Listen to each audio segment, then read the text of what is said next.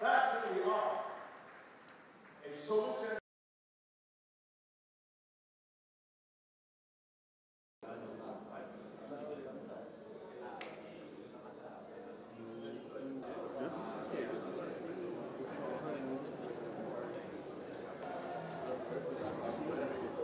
Welcome.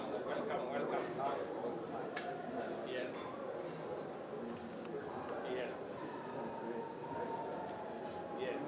Hey, my brother. How are you? Thank you, Mr. President. Thank you for coming back.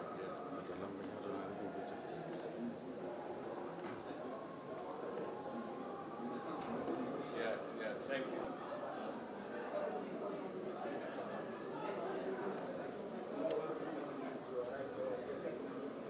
Yes.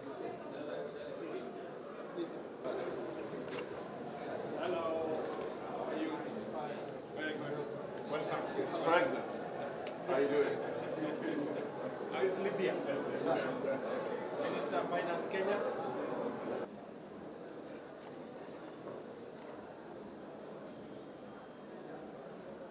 Thank you. How are you, sir? Mr. President. Welcome. Yes.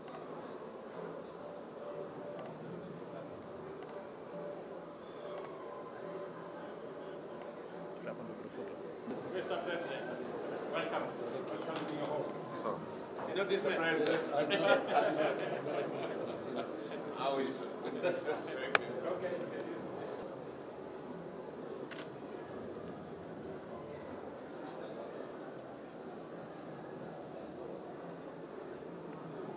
Baba, how are you? I'm fine, thank you.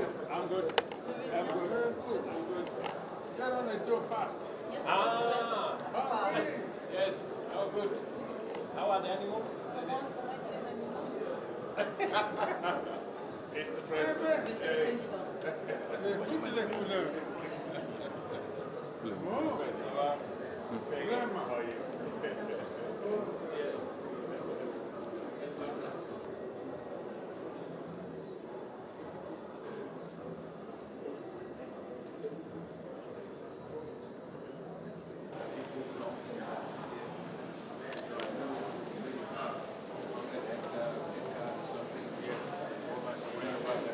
Very nice.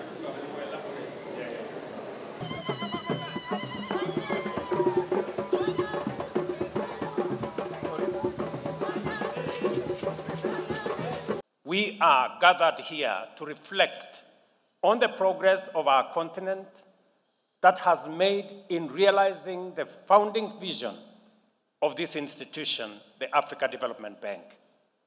Formed in the first decade following the independence of most African countries, the Africa Development Bank embodies the Pan-African ideology of sovereignty, prosperity, and unity. As a matter of fact, one of the founding communiques of this institution clearly declares the determination of African nations to use all our resources to lead all African countries to independence and achieve the development and prosperity of the continent in unity. That was done 60 years ago. And over 6 decades, the group, like the continent, has not only survived many crises and challenges, but has also grown stronger and achieved much in supporting economic growth and stability in our continent.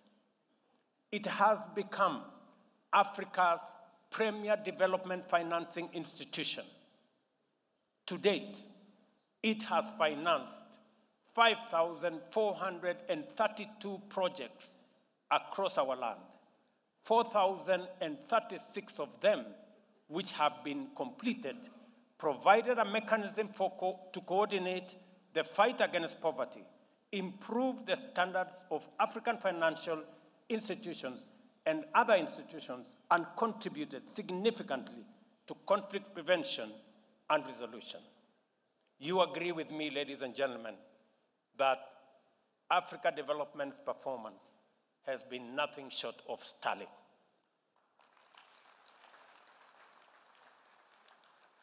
I think they deserve a better round of applause.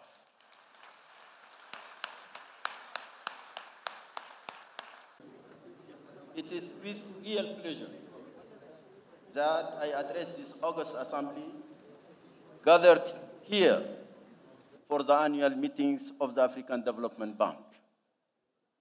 I would like to take this opportunity to express my sincere gratitude to President William Ruto, the government and the people of Kenya for the brotherly and warm welcome accorded to me in this beautiful and the large city of Nairobi, which has warmly accustomed me to it every time I return. Indeed, Nairobi has forged a formidable reputation as a premier hosting place for conferences at which key issues concerning the future of our continent are discussed. The African Union is grateful to you. I also wish to express my thanks to the President of the African Development Bank, my brother and friend, Dr. Akima Desina, whose passionate commitment to Africa's development, present and the future, has never wavered. Mr. President, thank you for your invitation to the African Union to this important meeting. Climate change is a threat multiplier. Its direct impact and related responses negatively affect our fiscal position through reduced revenues and increased public spending. The frequency of extreme weather events continuously diminish the resources available for public investment and provision of critical public goods such as health, education, and other social services. In particular, climate change has often resulted in substantial reallocation of resources towards mitigation, adaptation, and resilience. This is why Africa advocates for a financial architecture that integrates the issues on climate change and public finance at the center. I am proud of African heads of state who have not hesitated to make their voices heard in various fora, including through the Africa Leaders Nairobi Declaration on Climate Change and Call to Action that we held here in Nairobi. Climate change and sovereign debt are now firmly integrated, trapping governments in a vicious cycle where increasing losses and damage from climate impacts leads to rising costs of mobilizing resources for public investment. With such high financing costs and constrained government budgets, developing countries continue to struggle investing in low carbon and climate resilient development. At risk, therefore, are both climate action and our sustainable development goals. A better, more responsive, and fairer international financial architecture is urgently needed, and time here is of the essence. The financial architecture we advocate for as Africa today should integrate the continent's most challenging development issues of debt sustainability and climate vulnerability to enable development goals, SDGs, and Agenda 2063 commitments to be achieved.